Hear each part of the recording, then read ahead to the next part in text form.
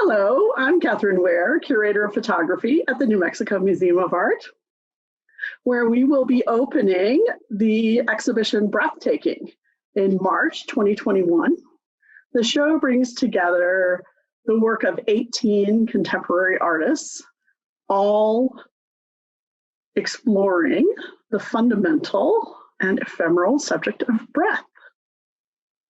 Today, I'm talking with Tony Mobley, a photographer who devoted much of his time last year to chronicling the surge of demonstrations and gatherings in Washington, D.C., as people express their grief and outrage over the killings of Breonna Taylor and George Floyd Jr. in a long line of many others, and made a renewed call for fundamental racial equity. Yes. Tony, what was it like for you to be in the midst of all that? First of all, Kate, thanks for having me on. I appreciate the time and opportunity. Last year was very emotional, bittersweet, but yet powerful. And we had some seminal moments that galvanized this country. And, it's just great to see so many people come together, I believe, just for one cause. I've always said that, where there are people, there's power. And I think that our country really displayed that last year. Yeah, and so as these demonstrations gained momentum, what was your strategy for conveying that energy in pictures? What did you want us to see? One of the things I noticed is that in a lot of your images, there's a central figure, and I know you sometimes talk about them as portraits. Yes. Well, I think my responsibility as a photojournalist is to go out and to accurately depict the story of the day. I'm always drawn towards people's energy as well as emotion, whether that be facial expressions, body language, maybe signs that someone may be carrying. So in that case, I just feel like it's important, to accurately convey that information to the masses for people who otherwise may not be there to actually see what was going on. Yeah, and as much as it was a sea of people, that is made up of individuals. And Yes. I feel like that's really what you pulled out of it in some ways to really show us some of the stories of the people who took their time and stood out in the weather and walked and really stood up for their rights. Yes, thank you. Well, you decided to call this series of pictures Surviving Summer. Mm-hmm. And that's very short and to the point, but also carries a lot of resonance. Yes. What do those words mean to you?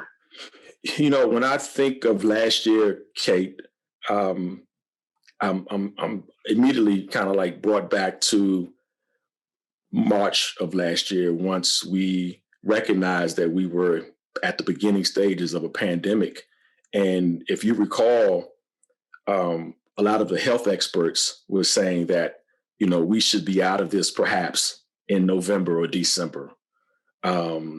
And so when I titled this particular series, I thought about how at that time we were actually trying to just get through the summer, right?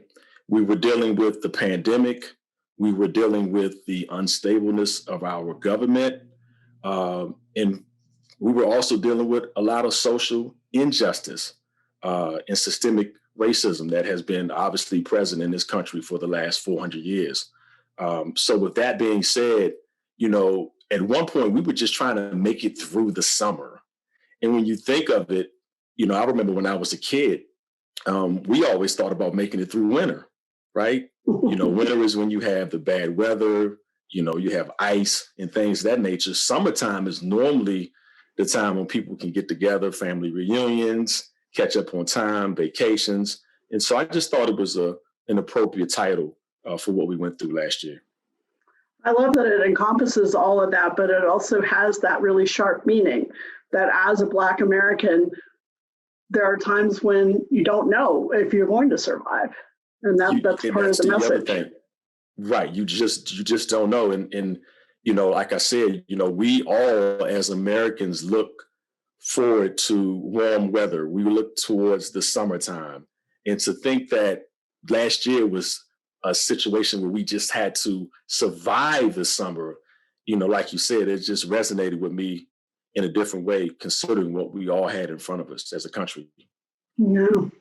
One of the things you did that made it possible for me to find you was to get the pictures out very quickly while the protests were still happening.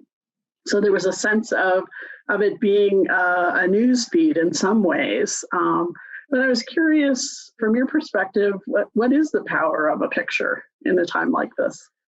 I think in a time like this, or in any other time for that matter, if you look back on history, Kate, photos have a way of actually replicating of time. You can't replicate a photo. You can't replicate that, but it actually freezes time. It freezes that particular moment. It actually gives us historical context.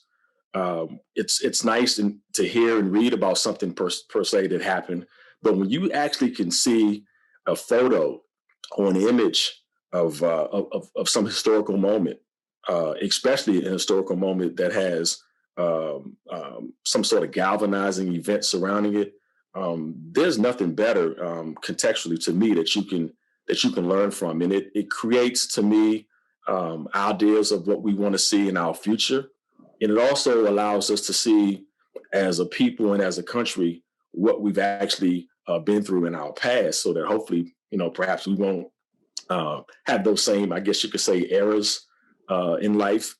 So to me, it's just beautiful to capture and document a moment.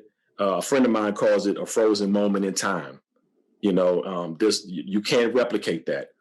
So to me, that's the most powerful thing in a photo. I feel like we can connect with those people. We can put ourselves in their shoes, and that's a way to make it a little more personal. Very much so. Very much so.